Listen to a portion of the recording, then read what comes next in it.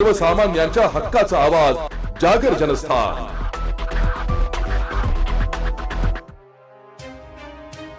दिंडोरी तालुक्यात गेल्या 6 ते 7 महिने जोरदार पाऊस असल्याने द्राक्ष पीक हे संकटात सापडले।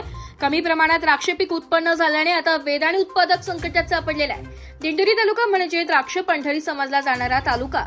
वणी पालखेड पारेगाव संगमनेर परिसरात बेदाणा उत्पादक मोठ्या प्रमाणावर बेदाणा तयार करण्यासाठी सुट्या द्राक्षाचे मणी विकत घेत असतात। परंतु यावर्षी द्राक्षाला 90 रुपयांपासून ते 155 रुपयांपर्यंतचा बाजारभाव शेतकऱ्यांना मिळत असल्याने द्राक्षाची मणी हे 35 रुपयांपासून ते 40 रुपयांपर्यंत बेदाणा उत्पादक खरेदी करताना दिसत आहे।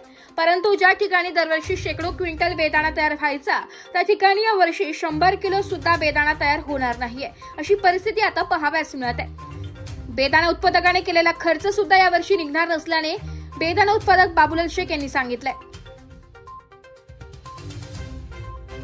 जागर जनस्थानसाठी प्रतिनिधी शामराव सोनवणे, दिंडोरी।